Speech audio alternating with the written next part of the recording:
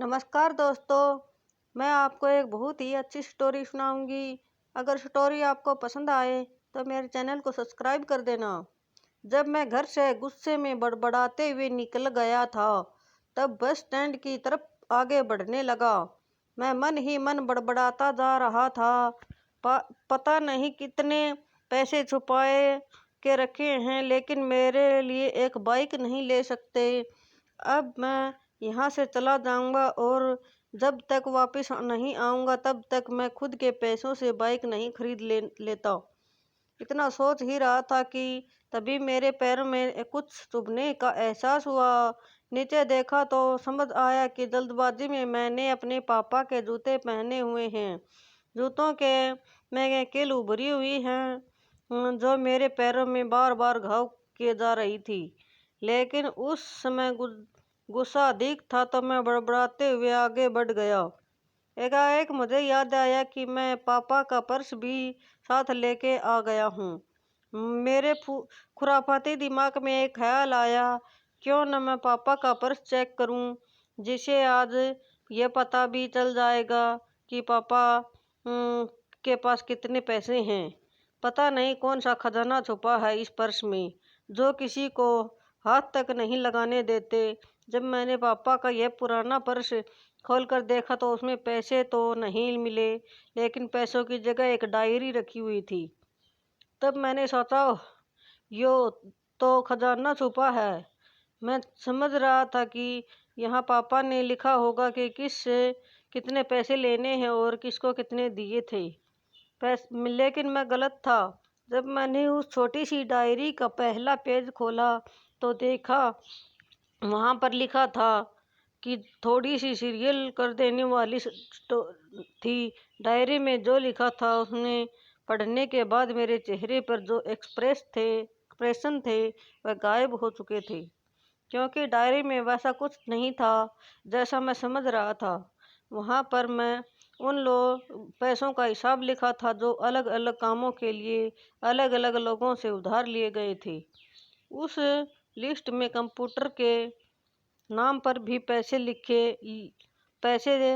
गए थे। कुछ यूँ लिखा था, 50,000 बेटे के कंप्यूटर के लिए। यह वही कंप्यूटर था जिसे मैं आज तक चला रहा हूँ, लेकिन मुझे यह पता नहीं था कि उस कंप्यूटर को खरीदने के लिए पैसे कहाँ से लिए थे। लेकिन आज पता चल रहा है कि मुझे आज भी याद है जब मैंने पहली बार कमरे में के लिए जिद की थी, जो मेरे पापा ने मुझे 2 हफ्ते बाद मेरे बर्थडे पर ला कर दिया था, जिसे देखकर मैं बहुत खुश हुआ था। और मुझे खुश देखकर मुझसे कहीं ज़्यादा अगर कोई खुश होता है तो वो मेरे पापा थे। अब मेरे चेहरे का गुस्सा एकदम गायब हो गया। जब मैंने आगे का पन्ना पलटा तो वहाँ पर कुछ विषय इच्छाएं लिखी हुई थी। पहले तो विश थी उसमें जो लिखा था, अच्छे जूते पहनना। यह बात मेरी समझ नहीं आई। तभी मेरा पाँव अचानक सड़क पर भरे हुए पानी पर पड़ा और तभी मेरे पाँव में कुछ गिल्लीपन होने का एहसास हुआ। जब मैंने जूता उतार कर देखा तो उसका तला टूटा हुआ था। यह देख मुझे डायरी में लिखी बात याद आ गई। तभी मुझे माँ बाप की कही बातें भी याद आ रही थी कि कैसे माँ जब कहा करती थी पापा से, अब तो जूते पुराने हो गए हैं, नए ले लीजिए, तो पापा अक्सर यह कहकर टाल दिया करते थे, जूते अभी और चलेंगे, कभी कुछ दिन पहले तो लिए थे। मुझे आज समझ में आ रहा था कि कितने दिन और चलेंगे। साथ ही साथ यह भी समझ आ रहा था कि पापा पर्स को क्यों छुपा रखते थे। तभी उस डायरी में पढ़ते हुए बस स्टैंड पर पड़ी बेंच पर जाकर बैठ गया। अब उस डायरी का आखिरी पन्ना बचा हुआ था। उस पन्ने को जब मैंने पलट कर देखा तो वहाँ कल की डेट लिखी हुई थी। तारीख के नीचे लिखा था कि 50,000 बाइक के लिए बस इतना पढ़ा और दिमाग सन्न रह गया। अब मेरे मन में कोई शिकवा गिला नहीं बचा था, बस मेरी आंखों से आंसू चले जा रहे थे। मुझे आज तक किस नहीं पता था कि क्यों रोए जा रहा हूँ। अभी तक पता नहीं था कि मैं क्यों रोए जा रहा हूँ।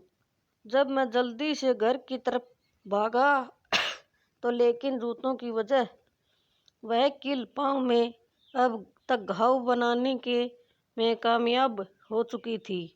मैंने जूतों को रास्ते में ही निकाल कर फेंक दिए और भागते लड़खड़ाते हुए घर जा पहुंचा। लेकिन पापा घर पर नहीं थे। मैं समझ गया था वह कहाँ थे। मैं सीधा पास वाली बाइक एजेंसी की तरफ भागा। पता नहीं आज कहाँ से इतनी ताकत आ गई थी। मैं भागते हुए थक नहीं रहा था, वह भी बिना जूतों के नंगे पांव। जैसे तैसे मैं बाइक एजेंसी पर पहुंचा। पापा वहीं थे। मैंने पापा को दौड़कर गले लगा लिया और मेरी आंखें आंसू रुकने का नाम नहीं ले रही थी। पापा को समझ नहीं आ रहा था आखिर हो क्या रहा है, मैं रो क्यों रहा हूँ। मैंने पापा से कहा, पापा मुझे मोटरसाइकिल नहीं चाहिए, आप अपने लिए जूते ले लीजिए। अब आज मैं जो भी करूँगा अपनी मेहनत से, अपने बलबूते से पढ़कर करूँगा। दोस्तों बस इतनी सी थी ये मेरी कहानी।